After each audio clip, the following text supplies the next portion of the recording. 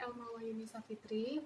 Saya dari kampus STKIP Muhammadiyah Muarabungo dengan program studi PGSD.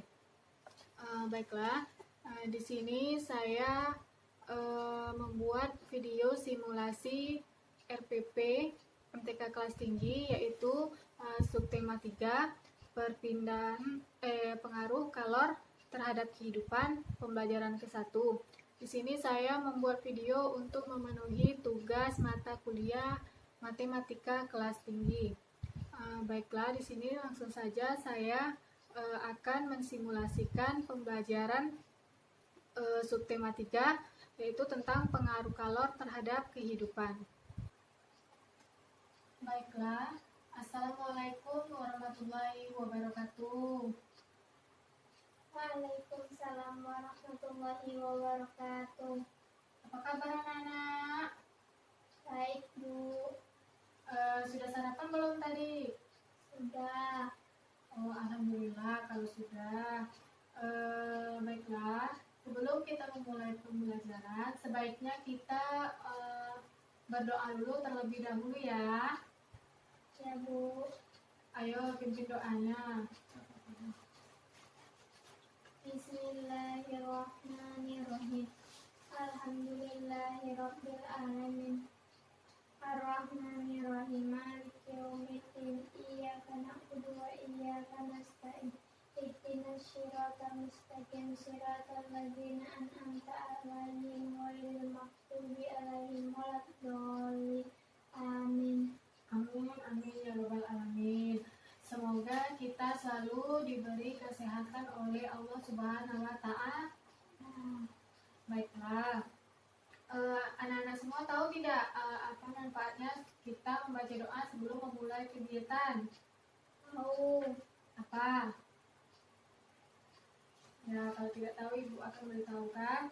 Jadi sebelum melakukan kegiatan pembelajaran, kita itu dianjurkan untuk membaca doa supaya kita selalu diberkahi oleh Allah Subhanahu wa Ta'ala, dan semoga ilmu yang Ibu sampaikan bisa tersampaikan dan bisa dipahami oleh anak-anak semua. Jadi sebaiknya bukan hanya sebelum belajar saja kita untuk memulai berdoa. Jadi sebelum kita memulai kegiatan sehari-hari, sebaiknya juga kita dianjurkan untuk membaca doa dulu. Seperti itu. Apakah anak-anak semua sudah paham? Sudah. Baik. Selanjutnya sebelum Ibu memulai pembelajaran, kita absen terlebih dahulu ya. Siapa yang tidak hadir? Semua, Bu. Hadir semua. Alhamdulillah kalau hadir semua. Mudah-mudahan kita selalu diberi kesehatan ya, agar dapat terus hadir dalam pembelajaran yang akan Ibu sampaikan. Baiklah, anak-anak semua tahu tidak hari ini kita belajar tentang apa? Tahu. Belajar tentang pengaruh kalor terhadap kehidupan, yaitu subtema 3 pembelajaran ke-1. Bukunya dibuka ya. Baiklah, sebelum kita memulai pembelajaran, Ibu mau tanya dulu kepada anak-anak semua. Oh ya, sebaiknya sebelum kita memulai pembelajaran, kita lebih baik bernyanyi Garuda Pancasila dulu ya. Ayo dimulai. 1, 2, 3. Garuda Pancasila, akulah pendukungmu, patriot proklamasi, sedia berkorban untukmu. Pancasila dasar negara, rakyat adil makmur sentosa, pribadi bangsaku. Ayo maju, maju, ayo maju, maju, ayo maju, maju. Oke, jadi anak-anak semua tahu tidak apa manfaatnya kita bernyanyi Garuda Pancasila sebelum memulai pembelajaran? Tahu. Apa? tidak tahu ya. Jadi sebelum kita mulai pembelajaran itu, mengapa Ibu menyuruh kalian menyanyikan lagu Garuda Pancasila? Yaitu supaya kita selalu mengingat jasa-jasa para pahlawan yang telah memerdekakan negara kita itu, negara tercinta kita, yaitu negara Indonesia. Jadi anak-anak semua paham ya apa manfaatnya kita bernyanyi dulu sebelum memulai pembelajaran. Baik, langsung ya kita buka buku halaman 137. Ayo dibuka. Buka buku halaman 137, yaitu yang pertama kita buka buku halaman 137, yaitu ada bahan konduktor dan isolator. Oh ya, sekarang tanggal berapa? Tanggal 25 ya. Tanggal 25 bulan 6 2020. Di sini kita materinya yaitu perpindahan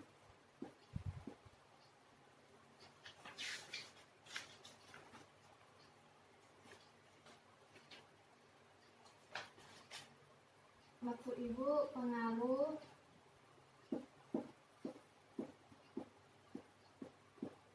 kalor dalam kehidupan sehari-hari. Nah, di sini kan di halaman 137 ini ada bahan konduktor dan isolator. Anak-anak semua tahu kan apa itu bahan konduktor dan isolator? Nah, ya sudah. Nah, di sini Ibu akan bacakan dulu ya teksnya. Anak-anak semua harus dengarkan secara baik-baik ya.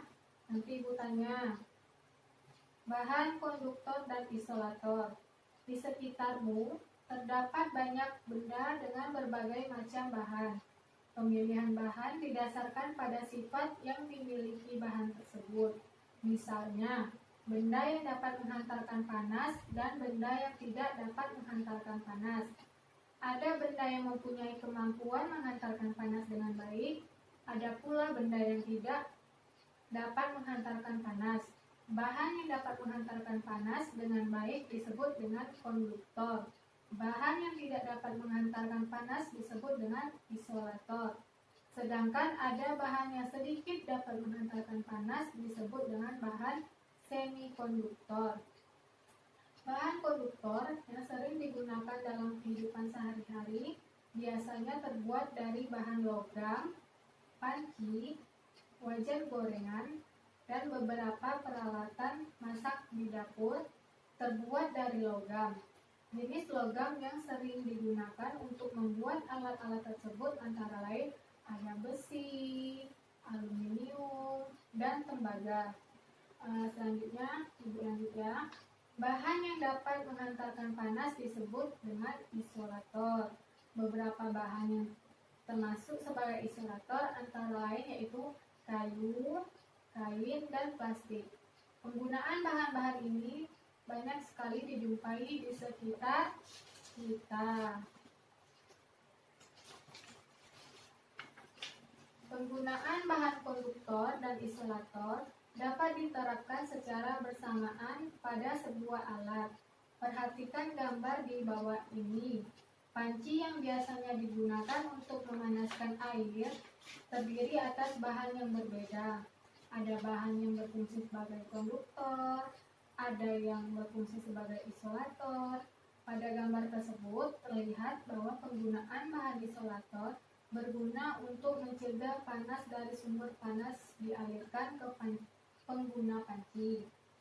Aliran panas berhenti pada bahan isolator karena bahan tersebut tidak dapat mengalirkan panas secara konduksi dari sumber panas, sehingga penggunaan bahan isolator terutama untuk melindungi pemakaian alat agar tidak kepanasan dan dapat menggunakan alat tersebut sebagaimana mestinya. Nah, jadi yang Ibu bacakan tadi itu yaitu teks tentang bahan konduktor dan isolator.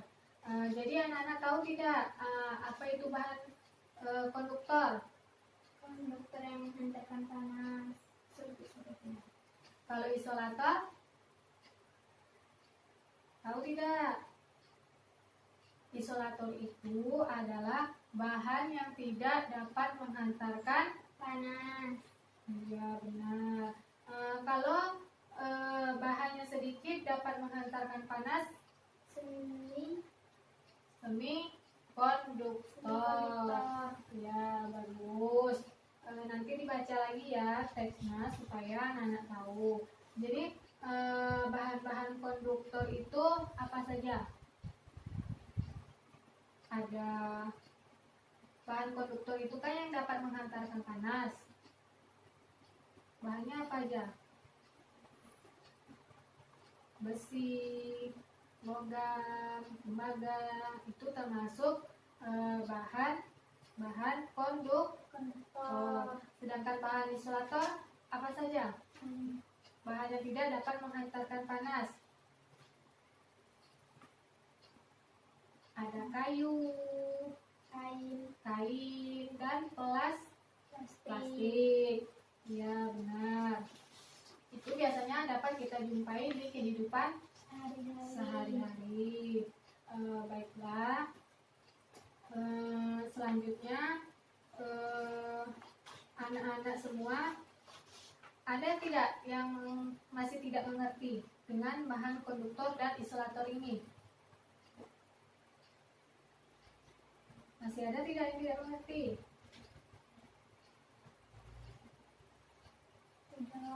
Tidak. Baiklah. Selanjutnya kalau tidak, di sini kan ada kegiatan ayo menulis. Jadi di sini anak-anak menuliskan bahan bahan apa saja yang termasuk dengan bahan konduktor dan bahan isolator. Baiklah, di sini silakan ditulis ya di bukunya ya, nanti dikumpulkan di Ibu. Ayo ditulis. Kalau tidak tahu bisa bertanya dengan Ibu ya. Sudah Bu. Sudah, boleh dikumpul. Baiklah, periksa dulu ya. Bahan konduktor di sini ada besi, ada aluminium, dan ada tembaga. Benar ini. Benar ya, benar itu dia. Terus di sini ada bahan isolator. Ada kayu, plastik, dan kain. Baiklah, di sini Ibu tulis lagi ya. Apa saja bahan-bahan konduktor dan isolator supaya anak-anak semua mengerti. Di sini ada konduktor.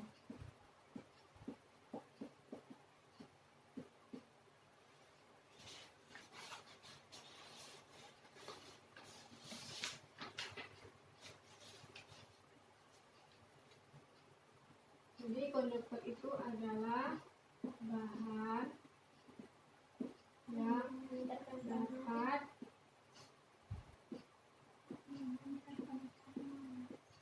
menghantarkan panas. Ya, dapat menghantarkan panas. Contohnya di sini ada besi, tembaga, dan aluminium. Selanjutnya ada namanya isolator. Isolator itu adalah bahan yang tidak Dapat menghantarkan panas.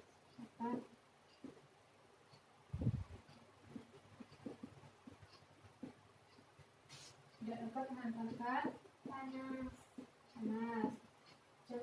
apa tadi? kain, Kain, plastik, plastik, kayu, dan kayu. Jadi di sini sudah mengerti ya apa itu konduktor dan isolator. Anak-anak juga sudah tahu ya apa bedanya konduktor dan isolator. Mudah saja untuk membedakannya. Kalau konduktor itu bahan yang tidak dapat menghantarkan bahan yang dapat menghantarkan panas. Isolator bahan yang tidak dapat menghantarkan panas. Baiklah, di sini kita kegiatannya selanjutnya yaitu ayo mengamati benda-benda di sekitar kita. Jadi Ibu mempraktekkan sedikit benda-benda yang di sekitar kita aja ya, yang ada di sekitar kita. Ibu sudah menyiapkan ada lilin dan ada 1 sendok dan korek api untuk menghidupkan lilinnya. Jadi anak-anak semua, di sini Ibu ingin mempraktekkan sedikit yaitu tentang pengaruh kalor terhadap kehidupan. Pengaruh kalor terhadap kehidupan ya. Jadi di sini Ibu ingin melihatkan tentang bahan konduktor, yaitu bahan yang dapat menghantarkan panas. Seperti contohnya besi, tembaga, dan aluminium. Di sini Ibu kan membawa 1 sendok. Ini kan terbuat dari bahan aluminium. Baiklah, di sini Ibu hidupkan ya lilinnya dengan menggunakan korek api. Lalu di sini Ibu meminta Natia ya untuk mempraktekannya ya. Natia pegang ini sendoknya, lalu ditaruhkan di atas apinya. Lalu Natia amati, Natia rasakan apa yang Natia rasakan saat memegang sendok itu dengan ditaruh bawahnya api. Apakah merasakan panas atau tidak?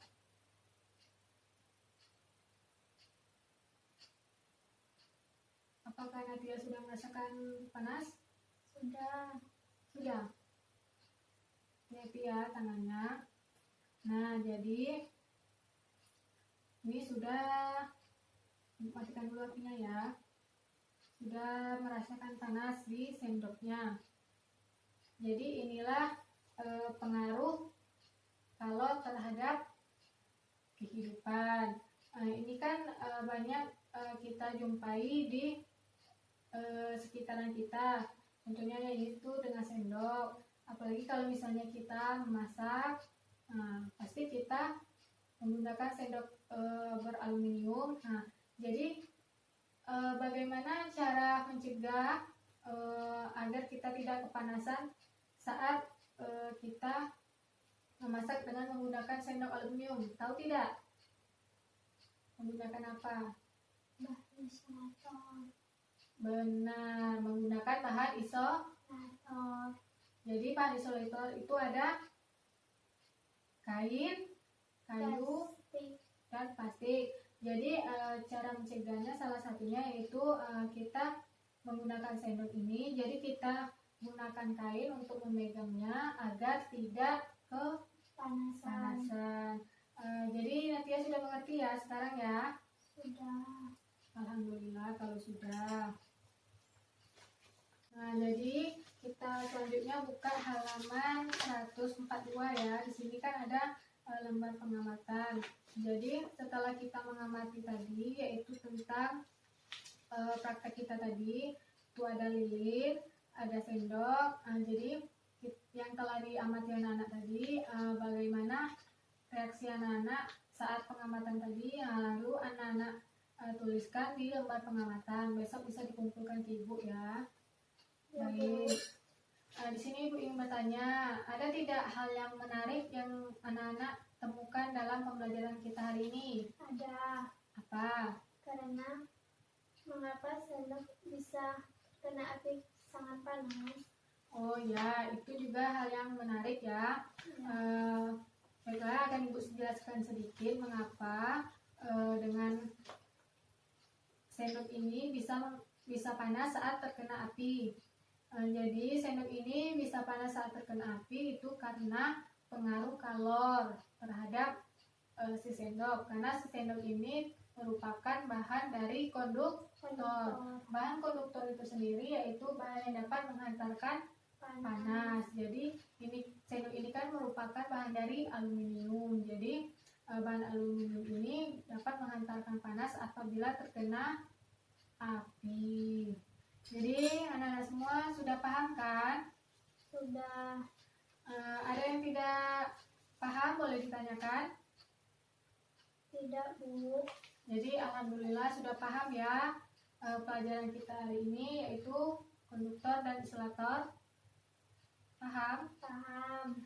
Baiklah, di sini Ibu akan menyimpulkan sedikit lagi ya supaya anak-anak semua selalu ingat dan bisa dipahami secara utuh. Jadi bahan pengaruh kalor terhadap kehidupan itu ada di sini ada bahan konduktor dan isolator. Jadi bahan konduktor itu adalah bahan yang dapat menghantarkan panas. Contohnya itu ada aluminium, besi, Dan dan tembaga. Sedangkan isolator itu adalah bahan yang tidak dapat menghantarkan panas disebut dengan isolator. Contohnya ada kain, ada plastik, dan ada kayu. Sedangkan bahan yang sedikit dapat menghantarkan panas disebut dengan bahan semikonduktor. Baik, sudah tahu semua ya? Sudah, Bu. Baiklah, mungkin hanya itu saja pembelajaran dari Ibu. Kurang dan lebihnya Ibu mohon maaf. Kalau tidak ada yang tahu, boleh tanyakan lagi dengan Ibu. Selanjutnya, kita akan bertemu di pembelajaran berikutnya. Baiklah, sebelum kita pulang, sebaiknya kita berdoa terlebih dahulu. Berdoa dalam hati, mulai. Berdoa selesai. Baiklah, lebih dan kurangnya Ibu mohon maaf. Ibu akhiri. Wassalamualaikum warahmatullahi wabarakatuh. Waalaikumsalam warahmatullahi wabarakatuh.